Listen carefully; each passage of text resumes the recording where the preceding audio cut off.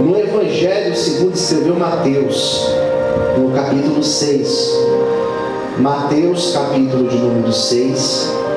Eu vou meditar aqui com vocês hoje. Evangelho segundo escreveu Mateus, capítulo 6. Vamos falar sobre a oração do Pai Nosso.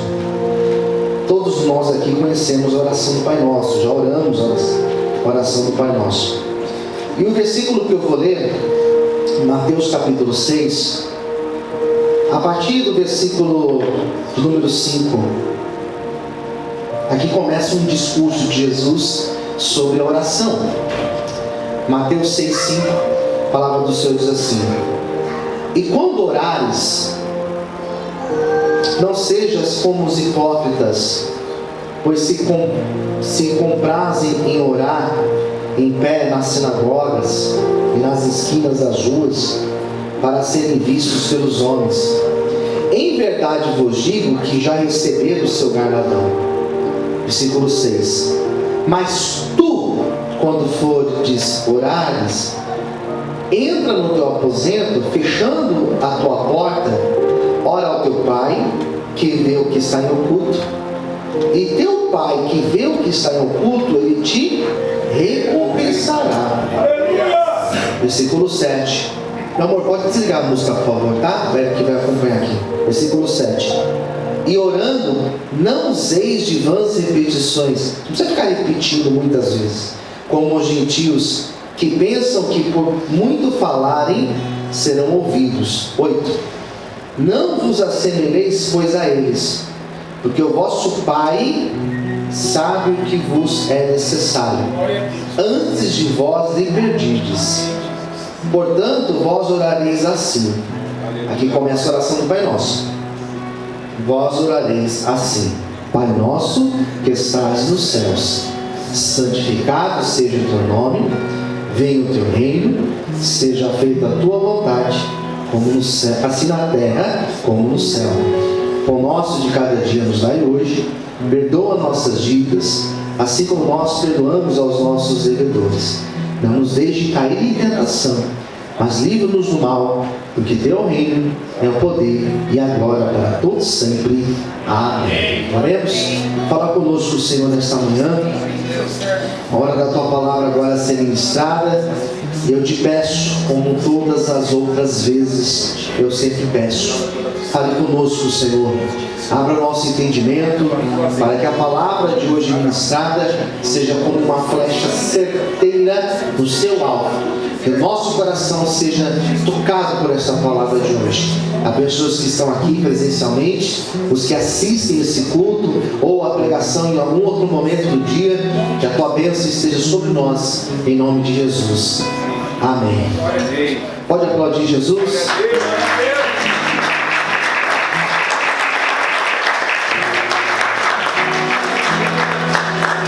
A oração do Pai Nosso, ela carrega não apenas a didática de como se deve orar. Ela não é uma fórmula mágica, ela não é uma receita, como você vai fazer um prato, vai fazer uma sobremesa, vai fazer um alimento, você segue uma receita. A oração do Pai Nosso não é receita. A oração do Pai Nosso, ela carrega aspectos, em primeiro lugar, aspectos teológicos, que ela revela muito sobre Deus. Lembra da semana passada que eu falei acerca da imagem de Deus como nosso Pai? Quem entendeu, diga amém. Deus é o nosso Pai. Isso é um aspecto teológico. Essa é uma maneira de Deus se revelar a nós. Nós chamamos essa revelação de antropomorfismo dentro da teologia. O que significa isso? É nós darmos um atributo humano para Deus, para nós o compreendermos. É igual nós usarmos a expressão a mão de Deus, antropomorfismo.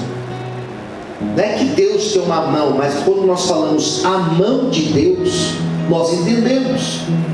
Quando nós falamos os olhos de Deus, é uma imagem antropomórfica. Nós estamos dando um aspecto humano para que a gente possa compreender que Deus nos vê. Quem entendeu, diga amém. Existe um outro termo que é antropopatia, que nós damos um sentimento humano a Deus para nós o compreendermos também na sua revelação. Quando nós falamos, por exemplo, que Deus se irou, a ira é um sentimento humano. Só que quando nós falamos desta forma, nós estamos dando a Deus um atributo humano para nós compreendermos a sua revelação. Chamado de Pai, está aqui. É uma forma teológica de nós entendermos que na nossa relação com Deus, Ele é Pai. E o aspecto que eu destaquei na semana passada, que Ele é um Pai que é um Pai presente. Quem entendeu? Diga amém. Que é um Pai que nos ama, que é um Pai que nos protege, que é um Pai que acima de tudo Ele sabe o que é melhor para nós. E é por isso que na nossa relação com Deus, porque primeiro esse texto fala sobre Deus, e em segundo lugar, ele fala da maneira de nós nos relacionarmos com Ele. Então o sermão aqui, que apresenta a oração do Pai Nosso, nos mostra a forma, o meio para nós nos relacionarmos com Ele. Então entenda, a oração do Pai Nosso é uma expressão de como nós nos relacionamos com Ele. A oração do Pai Nosso fala acerca de Deus, da sua relação com o homem, mas mostra a maneira que nós humanos nos relacionamos com o nosso Criador, com o nosso Deus. Quem entendeu, diga amém. Então nós olhamos para o começo da oração do Pai Nosso, ele vai dizer que o Pai, Ele é nosso, Ele não é individual meu, Ele é nosso. Aqui fala sobre a morada dele, Ele está no céu. E Ele está no céu, mas Ele está aqui também conosco. Quem crê, diga amém. Nós sentimos a presença do Espírito Santo, ou seja, a presença de Deus conosco. Glória a Deus.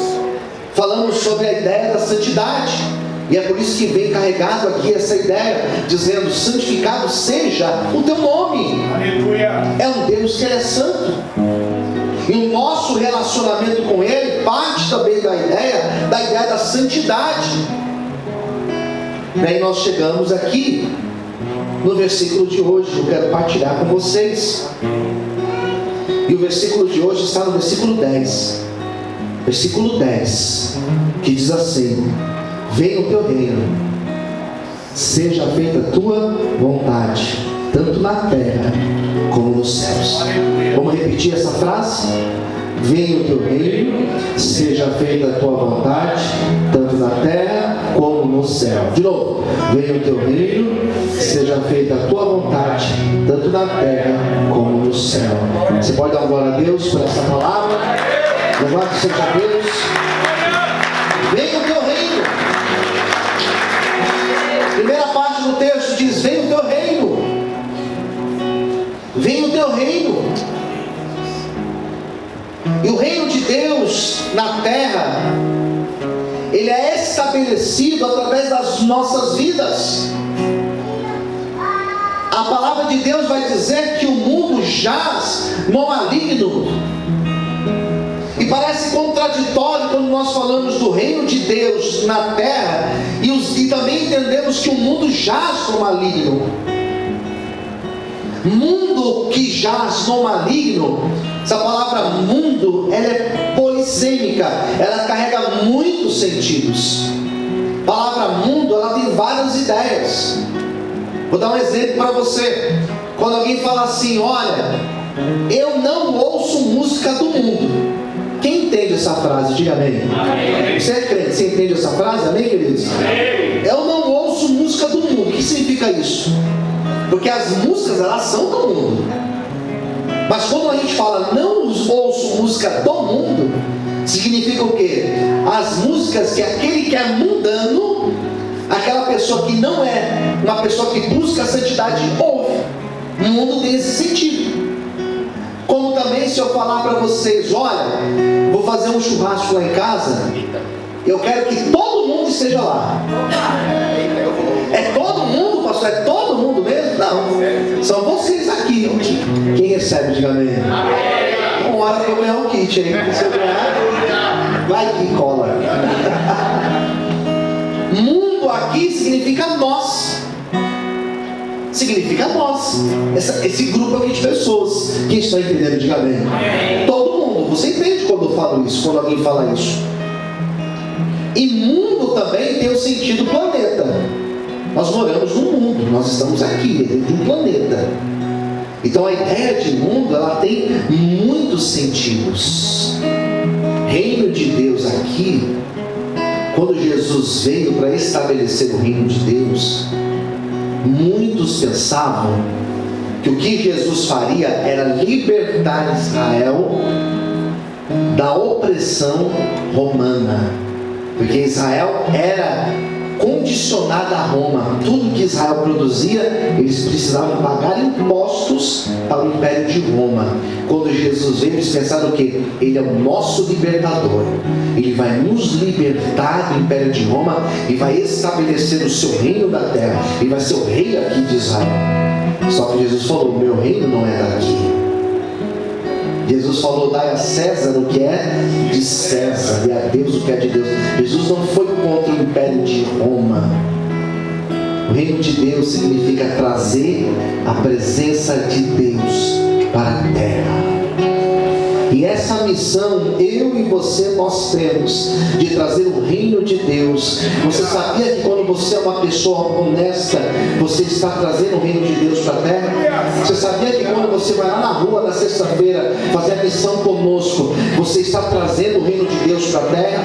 Você sabia que quando você abençoa a vida de alguém, quando você ora por alguém, você está trazendo o governo de Deus sobre a terra? Por isso que nesta manhã, o que Deus quer de mim e de você é que nós possamos trazer o governo de Deus sobre a terra através dos nossos atos, através das nossas práticas de justiça. Você pode dizer glória a Deus e aplaudir o Senhor, aleluia. Louvado seja Deus. Aplauda o Senhor mais forte.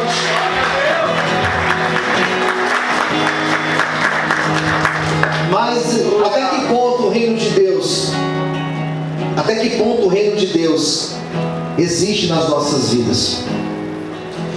Até que ponto o governo de Deus está sobre nós? Até que ponto eu e você somos conduzidos pela vontade de Deus? Porque hoje, quando eu falo desse versículo aqui, o versículo de número 10, esse texto fala de vontade. Vontade de Deus. Repita comigo: vontade de Deus. Está fraco, mais forte, diga: vontade de Deus. Esse versículo da oração do Pai Nosso, que é o versículo 10, fala da vontade de Deus, fala do governo de Deus. E até que ponto a nossa vontade está submissa à vontade de Deus? Porque a oração do Pai Nosso, se você olhar para a sua construção, dentro da construção da oração do Pai Nosso, tem um aspecto da vontade de Deus. Aleluia. E sabe o que eu descobri com a oração do Pai Nosso? Isso aqui é um aspecto teológico. Que Deus tem vontade. Que Deus tem desejo. Talvez as mulheres aqui que já tiveram filhos e talvez na gestação tiveram desejo, vocês entendem o que significa a palavra desejo. Desejo é uma vontade. Deus, ele tem uma vontade, ele tem um desejo, e esse desejo está aqui, está expresso. E a oração do Pai Nosso vai dizer que em muitos momentos, para o governo de Deus, que está estabelecido nas nossas vidas, nós teremos que passar por um conflito.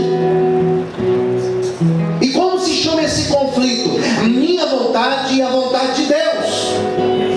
Isso é um conflito, porque às vezes a minha vontade, ela não é igual à vontade de Deus. Às vezes a vontade de Deus não é a mesma que a minha. E aí, pastor? E aí que ou você deixa Deus reinar na tua vida, ou você é o seu rei, ou você é o Senhor da tua vida. Então, entender a oração do Pai Nosso, e é por isso nós não é uma missão tão simples, porque é desafiante. Qual que é a tua vontade? Qual que é a tua vontade? A minha vontade é fazer isso aqui. Mas qual que é a vontade de Deus? Você que é casado aqui, quem é casado, quem é casada, diga amém. Qual que é a tua vontade? Qual que é a tua vontade às vezes? Não sempre, mas às vezes. E qual que é a vontade de Deus para o seu casamento? Aleluia a Deus. Entendeu o conflito? A minha vontade como pastor, qual que é a minha vontade? E qual que é a vontade de Deus? Porque eu sou pastor, eu tenho as minhas vontades. Eu de fato tenho as minhas vontades. E às vezes a pessoa acha que ser pastor é estabelecer suas vontades, e as suas vontades que acontecem na igreja, e as coisas acontecem conforme a vontade do pastor. Nada disso, nada disso. Porque tem muitas coisas que acontecem dentro da dinâmica da igreja que não é minha vontade. Sinceramente, se fosse minha vontade seria diferente, mas é a vontade de Deus e eu me submeto a ela. Porque se for do meu jeito, é do meu jeito, não é do jeito de Deus. Quem está entendendo, diga amém. Na tua vida, até que ponto você submete a tua para agradar a Deus?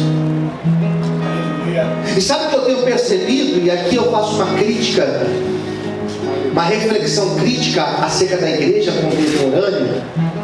Que a igreja contemporânea, ela tem feito um tipo de pregação que você já deve ter ouvido em algum canto por aí, em algum Instagram por aí, em algum vídeo pela internet, já deve ter ouvido isso. Olha para cá. Onde é ensinado que você pede para Deus, você praticamente pede não, você praticamente impõe para Deus algo, e Deus, o Todo-Poderoso, Ele se submete à tua vontade, Ele te serve. Tinha uma música da época da Xuxa, que ela dizia: tudo que eu quiser, o cara lá de cima vai me dar. Agora imagina Deus ouvindo eu e você falando assim: eu quero tal coisa, e Deus falando: já que você pediu, eu vou te dar. É isso? Não é assim que as coisas funcionam. Quando eu digo da minha vontade e a vontade de Deus, eu estou dizendo que existem momentos que a minha vontade é uma, que a minha vontade é desistir de algo, só que não é a vontade de Deus. Então a minha vontade, ela vai ser submissa à vontade de Deus. Pastor, mas e o meu livre-arbítrio? Você escolhe. É isso aí, você escolhe. Aleluia. Você escolhe. Porque o livre-arbítrio é uma verdade, mas eu escolho submeter o meu livre-arbítrio à vontade de Deus, ou viver a minha vida do jeito que eu quero. A igreja da atualidade tem ensinado